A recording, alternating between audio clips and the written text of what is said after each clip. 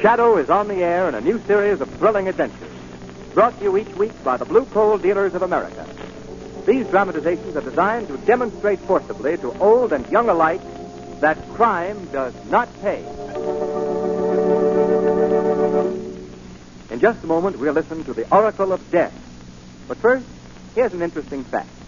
Do you know that the Blue Coal way is the easy way to heat your home and save money, too?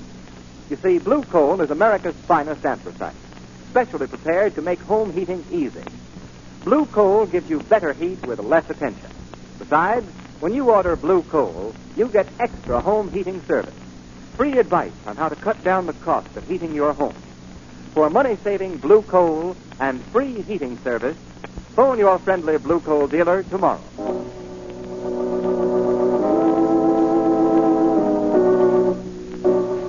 The Shadow, mysterious character who aids the forces of law and order, is in reality Lamont Cranston, wealthy young man about town. As the Shadow, Cranston is gifted with hypnotic power to cloud men's minds so that they cannot see him. Cranston's friend and companion, the lovely Margo Lane, is the only person who knows to whom the voice of the invisible Shadow belongs. Today's story, The Oracle of Death.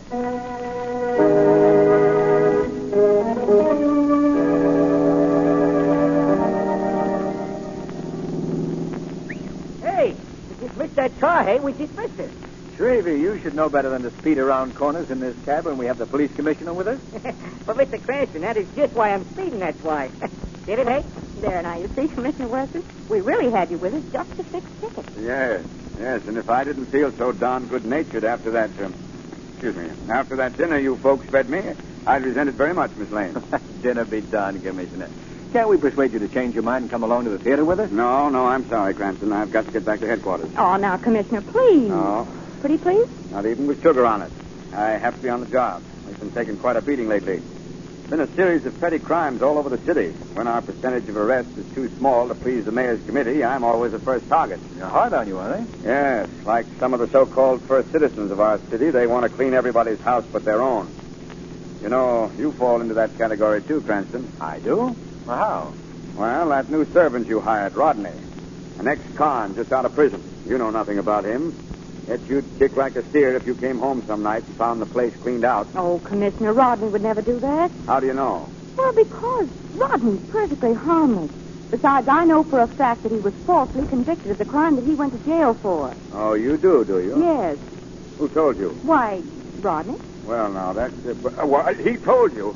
Of all... Rodney told her. Hey, stop this cab. You're passing headquarters. Okay. Headquarters make me nervous, they make me. He's a real fine, that hack driver. He is a real fine. Well, thanks for the dinner. And look, Cranston, get rid of that servant, will you? Commissioner, I'll have to report you to the mayor's committee. You dog. Good night. Okay, let's go, Shrevey. Off we go in a twinkle of an eye in a twinkle. Lamont, you shouldn't tease poor Commissioner Weston like that. You shouldn't tease him. Why, way down deep, Margo. He loves to meet me. Say, did you see that boob step right in front of our hack? We hit him, Lamont. We hit that man. He walked right in front of the cab. Come on, Shrevey. Yeah, I couldn't help it, Mr. Cranston. You saw what happened. I know. I saw it. Well, you didn't run over him. That's one good thing. Yeah, I couldn't help it, Mr. Cranston, honest. I know you couldn't, Shrevey.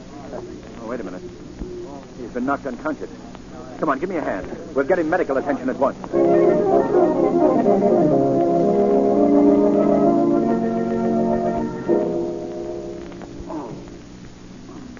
Look, Lamont. His eyes are open. The doctor must have brought him around. Yes. Let's see if we can learn who he is, where he lives. Hello there. You feeling better? Huh? What happened? Where am I? Now, take it easy, old man. You're all right. I'm all right, am I? Who are you? Well, I'm Lamont Cranston. I took you here to my apartment right after the accident. Accident? What accident? Don't you remember being hit by the cab Mr. Cranston and I were riding in? Hit by a cab? I don't remember nothing like that. Now, look, buddy. How long have I been in this joint of yours? About 24 hours. 24 hours? How do you like that? That makes today Monday. And I had an important date, Sunday, last night. Now, take it easy, my friend. This is not Monday. It's Sunday. What? Sunday? You're crazy. This is Monday. No, truly, today is Sunday. Wait a minute. Who got hit on the head, me or you? I know that yesterday was Sunday, and I can prove it by the newspaper extra they were selling on the street before I was hit. What was the extra? It was about that young society dame that got murdered. What young society dame? All right. Play dead, dog. So I'm talking about Ann Clay, the one who was pushed off a penthouse balcony and fell to her death. You must admit, Lamont, our friend has quite an imagination. Yes. I'm sorry, old man, but Ann Clay is very much alive. We saw her at dinner just about an hour ago. Look, mister, let's stop fooling. Ann Clay was killed last night.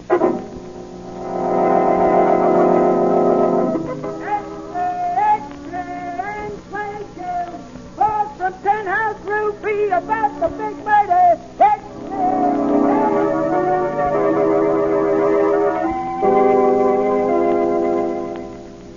Lamont, it's really amazing. That man actually foretold the future. Yes. Yes, there's no denying that. I've never heard of anything like it. If you'll pardon me, sir. Oh, yes, yes, Rodney. It's dangerous, sir. Dangerous having someone like that man around. Are you afraid of him, Rodney? Oh, frankly, Miss Lane, I am. That supernatural power he seems to have can lead to anything. I wouldn't let it worry you, Rodney. Come on, Margo. I want to go in and have another talk with our psychic wonder. He's still dangerous to have around. I know he is. Don't worry, Rodney. Yeah, remind me not to worry, too, will you? Hello there. Hello. Feel any better? Sure. Now, look, by the way, what is your name? Spud. Just Spud? Just Spud. Mm-hmm. Well, look, Spud. Something quite extraordinary has happened that I feel you should know.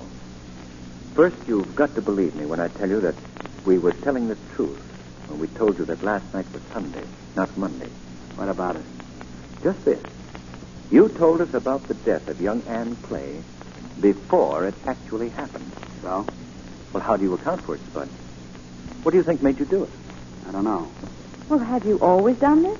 Have you always been able to foretell the future? You think I'd have looked like I did when you found me if I could, lady? Then what caused this thing? Now, look. I know you think I'm nuts. But that makes us even because I think you're nuts. Now, tell me, wise man, what day do you think this is? Well, Monday, of course. Yeah, Monday. Well, I say it's Tuesday. Uh-oh. Here we go again, Lamont. Well, look, can you prove it, Spud? Sure. Yesterday, that's Monday according to me, at 3 minutes past 6 at night, the Continental Bank was knocked over. Lamont, do you think that's another prediction? I don't know. Let me see. It's 5 minutes past 6 now. Well, just to be on the safe side, I'll call Commissioner Weston and pass the word along. Still don't believe me, huh? No, I haven't said I don't believe you, Spud. But you'll forgive us if we do hope you're wrong. You can understand that. I'll tell you this much, Spud.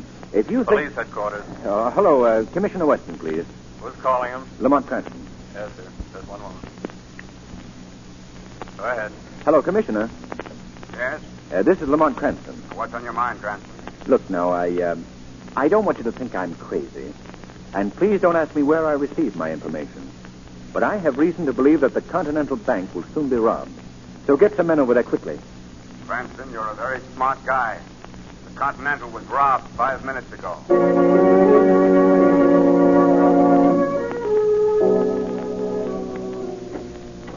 All right, come on in, Margo. Come on in. Well, you needn't be sure it was me, Lamont. You did your best to prevent the Continental Bank robbery. And I succeeded in... Is that you, Mr. Cranston? Oh, yes, Rodney. Oh, Mr. Cranston, while you were gone, that man, Spud, he disappeared. Disappeared? He got away? And what happened? Well, just after you and Miss Lane went out, he called for his clothes. When I wouldn't give them to him, he took one of your suits. Oh, didn't you try to stop him? Oh, yes, I did, but he overpowered me and left. Where did he go? Well, I saw him take a cab in front of the door, and when the driver returned, I learned the address he was taken to. I jotted it down on this piece of paper, sir. Good work, Rodney. 160 South Street, the lower end of town. Oh, I did my best to keep him here, sir. Yes. I can tell that by the condition of your left eye. He landed a lucky right hand. I wasn't looking, sir. Oh. Margo, we've got to locate this man at once. Why, Lamont? I've done a great deal of thinking about those psychic powers of his. And I've come to the conclusion that this whole thing has been a gigantic hoax. What do you mean? I believe that our friend Spud has been acting as a tool for a devilishly clever crime ring. You mean his predictions were all planned, sir? Yes, Rodney. Planned in advance. That's how he was able to foretell the future. Come along, Margo. We're going to the South Street address. See you later, Rodney. Yes, sir, but do be careful, sir. Well, don't you think you ought to tell Commissioner Weston all about it first? No, Margo. My visit to our friend Spud is a job for the Shadow.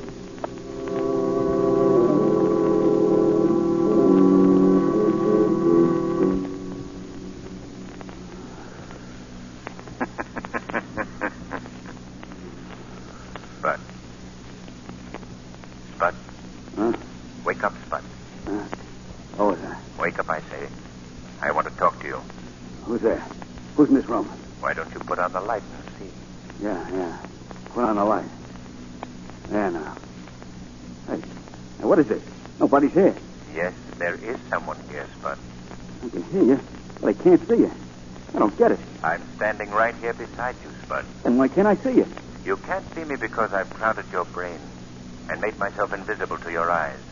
Who are you? Men call me the Shadow. No. I'm hearing things. That's what's happening. There ain't nobody here. I'm going crazy just like they said I was. Who said you were? Whom are you talking about? A guy by the name of Cranston. Him and his girlfriend, this stupid butler. All of them said I was nuts. Maybe they're right. Why did they think you were crazy? Because I predicted things to them. Things that hadn't even happened. And they come out true. How were you able to predict the future? Answer me, Spud. No. I insist that you tell me. Why don't you tell me why I can't see you? And maybe I'll tip my hand, too. I've already explained that. Yeah? I have reason to believe, Spud, that all your predictions of the future were carefully planned. That you knew they were going to happen. I see. Then if you're that smart, Shadow, why don't you tell me what I'm going to predict next? I'd rather let you tell me. Okay, I will. You heard me speak of this guy, Lamont Cranston? Yes? Well, he's dead. Dead? Yeah. Cranston got killed last night at 8 o'clock.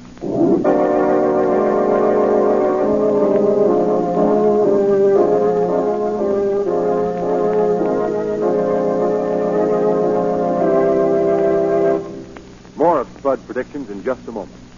Now, are you getting off to the right kind of a start this heating season? Are you going to heat your homes comfortably and economically this year? Well, here's how you can be sure. Fill your bin with blue coal, the fuel that's tinted and trademarked an unmistakable blue color to assure you of getting America's finest anthracite. Thousands of personal experiences prove conclusively that blue coal gives greater heating comfort at less cost. More steady, more even, more dependable heat. That's what you get when you burn blue coal. And that's not all. You also enjoy the friendly service and cooperation of your neighborhood blue coal dealer. For you see, your blue coal dealer doesn't stop at just delivering your order, not at all. He takes a personal interest in your heating problems and gives you helpful advice that saves time and money. For instance, he'll demonstrate the proper way to operate furnace dampers. He'll point out to you the time and money-saving advantages of a blue coal automatic heat regulator. In short, he'll prove to you that the blue coal way is really the easy way to heat your home. Give your friendly blue coal dealer a call tomorrow. His name is listed in the Where to Buy It section of your classified telephone directory under the words Blue Coal. Now, back to the Oracle of Death.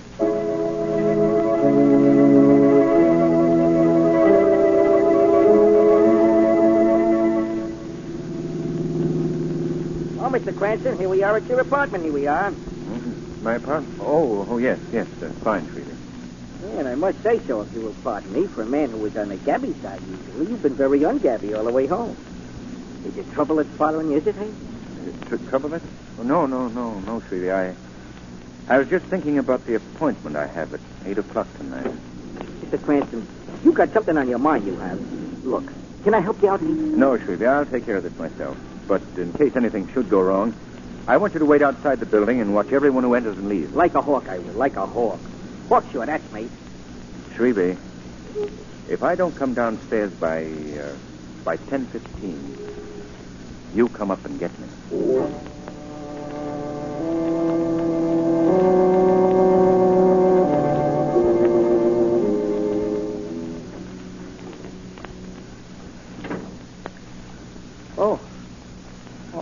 I didn't know you were in here, Mr. Cranston, sitting in the dark.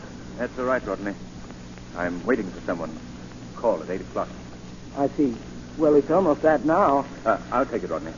You'll excuse me then. I have some work to finish in the pantry. Yes, of course. Hello? Cranston, Yes? this is Commissioner Weston. Oh, yes, Commissioner. Look here, man. I want to find out how you knew about that Continental Bank stick-up. Why? Well, because of your call telling us about it before the news broke on the street. You're suspected by the mayor's committee of having pulled the job yourself. Now, Commissioner, you don't believe that, do you? I don't know what to believe at this point. Look, Commissioner, all I can tell you is that I received my information from a man that I picked up who claimed to have psychic powers. Huh? He foretold the murder of Anne Clay, the looting of the Continental Bank. And right now, I'm waiting for the third crime that he predicted to happen. What is it this time? I'm sorry, I can't tell you. You can't. Listen, you're obstructing justice. You're interfering with the law. Good night, Commissioner. Sorry, Weston. I couldn't tell you any more. Oh, Rodney, I'd forgotten that you were still here. Yes, sir. I shan't need you any longer tonight. I'm expecting a caller at 8. But, sir, it's 8 now. I can wait and show your guest in. I'll attend to it myself. Good night, Rodney. Well, good night, sir. Yes, good night. You're sure you're all right, Mr. Cranston? I hope so. Good night, sir. Good night, Rodney. 8 o'clock. Well, you'll soon know. Oh. Nerves certainly are on edge. 4, 5, 6, 7, 8. Well, this appears to be one time that our young man's prophecy didn't work as he thought. Well, I could use a good night's sleep. Yes? What do you think you're doing? Oh. That's for luck, Cranston.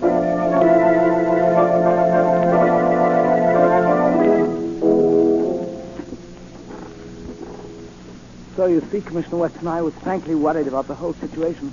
And when I heard Mr. Cranston speak to you on the phone tonight, I felt it my duty to reveal to you just who this man who made the prophecies is. Yes, you did the right thing, Rodney.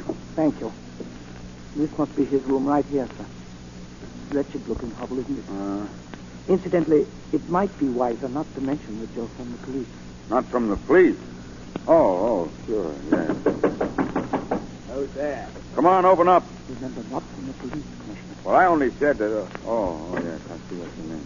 Who are you? What do you want? It's Rodney, Mr. Cranston's butler. Don't you remember me? Oh, yeah. Who's this guy? He's a friend of mine who's interested in your case. He wants to talk to you. Okay. Come in. I suppose you're going to ask me a lot of crazy questions, too. No, I'm just very curious to learn more about this psychic power you're supposed to have. You a cop? I said I was here to ask about your psychic power. Well, I don't see nothing wonderful about it. I just don't agree with the rest of you people as to what day it is. That's all. Everyone else is a day behind me. Was that screwy? No, not if you're telling the truth. Sure, I'm telling the truth. I'll prove it to you. Now, what day do you say this is? Tuesday, of course. You see? And I know that it's Wednesday. How? Because last night, Tuesday, half of this town was blown up by bombs. What? Sure. The railroad station, hotels, theaters, every place in the east side of town. You are crazy. You can decide that later. I ain't finished. They got the power plant over on the west side, too. Blew it to pieces. Killed everyone in the joint. What time did all this happen? About 10:30 last night. That's the maddest thing I've ever heard. Okay. I ain't asking you to believe it. Oh, look, Mr. Weston, whatever your personal reaction may be, I must beg you to believe me. Everything else that he's foretold has happened right to the minute. This is too fantastic. But you can't lose anything by taking precautions. Suppose the power plant should blow up. Would you want to be responsible for all those deaths? No, of course not. And he's always been right before. You know that from the call you made to Mr. Cranston. Yes, that's true. Well, I guess I'll have to take the gamble. If this prediction doesn't come off, I'll be laughed off the force. But if it proves to be right, well, it's worth a try. What time is it now? 5 minutes past 10. Then I have exactly 25 minutes to evacuate that powerhouse and send every armed man in the department to the east side to protect it from those bombings.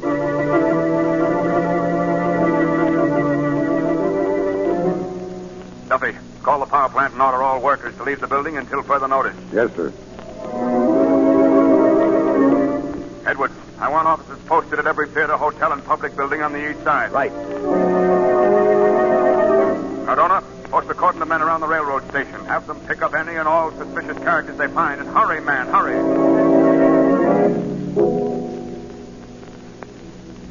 Mr. Cranston. Mr. Cranston. Holy smoke, what's happening? Mr. Cranston, what's the matter with you? I had to bust the door in.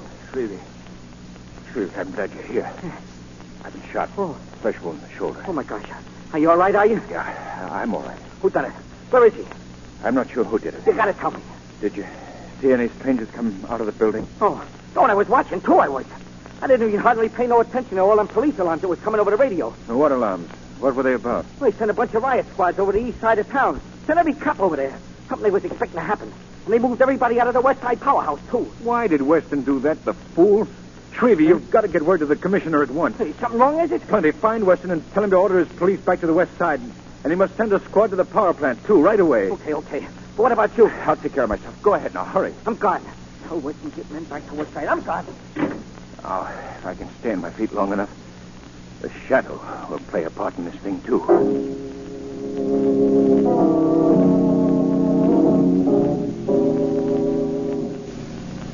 Well, how do things look, Bud? Well, I've been all through the powerhouse. There ain't a soul around. You've done a good job of scaring them, Spud. Oh, I don't take no credit. The chief was the one who thought up the whole scheme. That's working perfect. All we have to do is cut the main switch here in the power plant and boom, the town's dark. Boy, I'd have loved to seen you pull off that predicting stuff. They must have thought you was a regular wizard, Spud. Yeah, they felt pretty good. Nobody but that dope Lamont Cranston tumbler that was planned like clockwork. And he's been taken care of. You should have seen that wise guy, Police Commissioner Weston. He went for it bigger than any of the others. Well, I got everything all set to cut off the power. As soon as the chief gets here... Hey, wait a minute. Here he comes. Everything set up? Yeah, it's perfect. They didn't even leave a watchman. Good. I got the rest of the men posted at every worthwhile store and money center on the west side. When we pull the switch and the lights go off, they begin working. Isn't that a comfort to bother us? No, they're all over on the east side, waiting for the bombs that will never explode. Well, we might as well get things started. Where's that main switch? Right here, Chief. I'd like the honor of pulling it myself. Okay. This is it. The city goes dark. Who knocked my hand off that switch? What do you mean? What was that? Sorry to spoil your plans, gentlemen. Who's that talking? I don't see nobody. Sounds like he's right here beside us. I am right here beside you, gentlemen. And don't try to look for me. You won't see me. Chief, who is that? Who are you? I am known as the Shadow. The Shadow. Oh, so you've heard of me. Yeah. That's the guy that came to call on me before. That's right, Spud. I called on you to learn more about your power to foretell the future. And I learned enough from you to know that you were planning just such a haul as this. What's he going to do to us? I don't like it, boss. Shut up, you fool. Don't let him frighten you. That's what he's trying to do. Yeah, but I can't see him. I ain't scared of somebody I can see, but... Well, I have no fear of anyone I can't see. You hear that, Shadow? Yes, a very brave statement. Especially from such a meek man as yourself, Rodney. How do you know me? I know that you're the valet of Lamont Cranston, a man whom you tried to murder just 2 hours ago. Oh, I see. You're pretty smart, aren't you? I'm smart enough to know that you and your gang of cutthroats murdered Ann Clay and robbed the Continental Bank. And that now you are planning to loot and terrorize the entire city. All right. What are you going to do about it? Don't worry. I've already taken care of things. Oh, is that? You hear that, gentlemen? The cops. We're going to get out of here. Come on, let's try. See, Rodney, you didn't frighten them away after all. But you forget that I can... Take your hand away from that switch, Rodney, or shall I shoot it away? You're not scaring me, Shadow. Let's get out of here, boys. Yeah, before the cops get us. I'm afraid it's too late. Oh, wait a minute, men. We can't get out now. But the officers of the law are going to have just as tough a time getting in. I'm making a break. The first man that makes a break will get it from me. You're 3 against 1, gentlemen. Are you going to let him tell you what to do? Shut up! You guys in there coming outside over we have to smoke you. Come and get us! Okay. Oh, Chief, no, come on. Say what's that? Well, you're being treated to tear gas, gentlemen. Kick that thing out of here! I ain't touching this.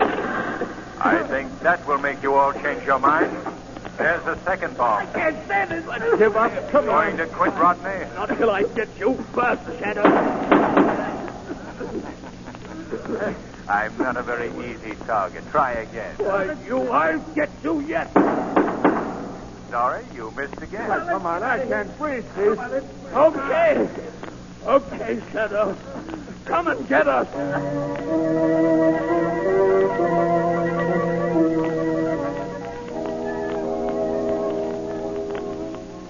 How does your shoulder feel, Lamont? Oh, it's healing nicely, Margo. You'll be happy to learn, Lamont, that your man Rodney and his entire gang have been rounded up and put behind bars. Good work, Commissioner. Oh, it was nothing, really.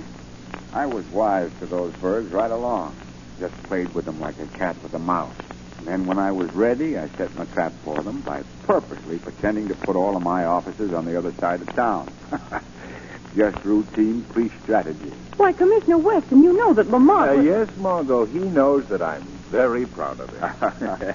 Besides, we mustn't forget that election, eh, Commissioner? Huh? Oh, the election.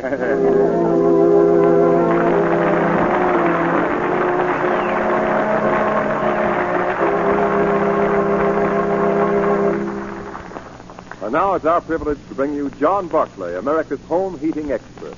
Mr. Barclay. Thank you, Ken Roberts, and good evening, friends. Last week, I attended the golden wedding anniversary of two of my best friends. Well, 50 years is a long time. And Jim and Amy aren't as spry as they used to be. So as an anniversary gift, I gave them a blue coal automatic heat regulator. Now I know they'll be more comfortable and a lot happier this winter because they won't have to keep going up and down stairs to regulate dampers. You know, folks, more and more people every day are learning about the time and money they save with blue coal and a blue coal heat regulator. And remember, when you order blue coal, you get extra home heating service. You see, folks, you get the free heating advice of a John Barclay trained serviceman. He'll show you how to get more heat for every dollar you spend, and his free advice is only a part of the everyday service given you by your friendly blue coal dealer. So phone your neighborhood blue coal dealer first thing in the morning. Thank you.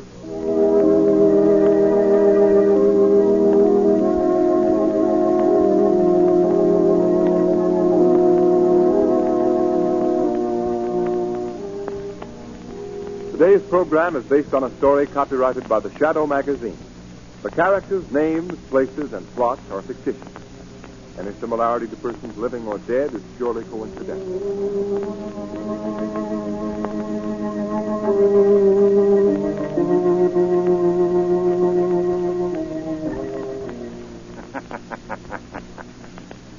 The weed of crime bears bitter fruit. Crime does not pay. The Shadow knows. Next week, same time, same station, the Blue Coal Dealers of America bring you one of the most thrilling adventures the Shadow has ever experienced. So be sure to listen, and be sure to phone your friendly Blue Coal dealer for greater heating comfort at less cost.